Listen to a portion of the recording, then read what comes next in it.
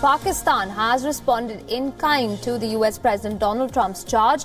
The Foreign Minister, Khwaja Asif, has tweeted saying that the US can hire an auditor and find out how much aid Pakistan has received over the years.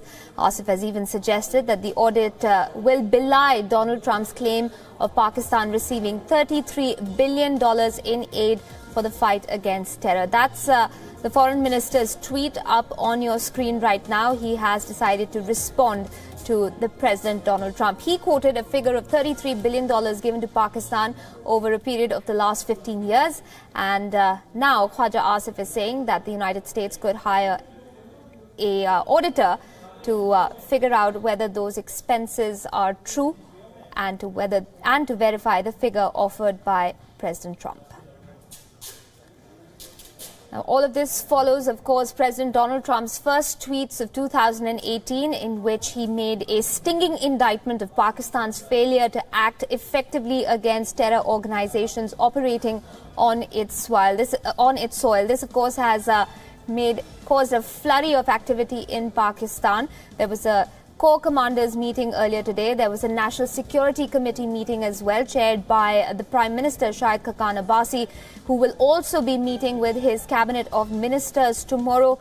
We are given to understand that the Director Generals of the ISI and military operations, along with the Chief of the Joint Chiefs of Staff Committee, will be present, as will be some key members of Shahid Khaqan Abbasi's cabinet, who will meet and talk about A, the South Asia policy announced by President Donald Trump, and B, the flurry of tweets that have followed thereafter.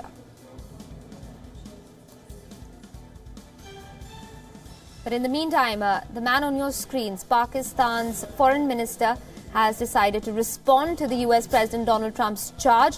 Khwaja Asif has tweeted saying that the US is welcome to hire an auditor to find out how much of the aid that the United States has provided to Pakistan over the years.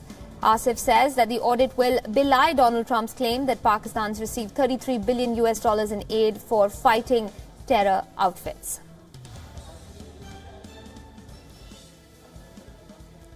This has, of course, caused a great degree of concern within Pakistan. There's been a flurry of meetings that have already taken place. Let me go across to WION's Pakistan Bureau Chief, Taha Siddiqui, who joins us on the phone line from Islamabad for more on that story. Taha, it seems that Pakistan is going to go on the defensive and counter those charges if we are to go by what the Foreign Minister has just tweeted. Well, what the Foreign Minister said is probably more, it's being read in Islamabad as more of a rhetoric and not a concrete statement. We're still waiting for an update from the National Security meeting, which has concluded. I was just talking to the PM House spokesperson, and he says that they will be releasing a statement shortly. But it is surprising that as of yet, the meeting has ended at least 30-40 minutes ago, and despite that, they haven't issued a statement as of yet. So it seems that still there is some sort of indecisiveness as to what kind of response the Pakistani government should give to the American administration. Speaking of that meeting, Taha, there was that one today. There was also the Corps Commanders meeting that took place. And, of course, the Prime Minister's meeting his cabinet tomorrow as well. Do you think that perhaps we're going to hear a more well-rounded and well-thought-out response from Pakistan following the meeting tomorrow?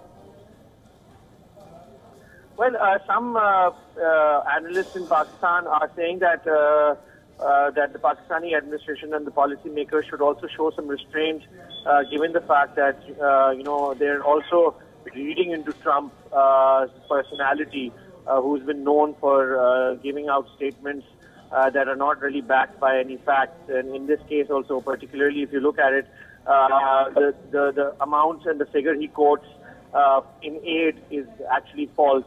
So in that sense, it could be that perhaps after, today's national security meeting and then the earlier on the Corps Commander meeting, and nothing really being said after those meetings except for that the discussions took place, right.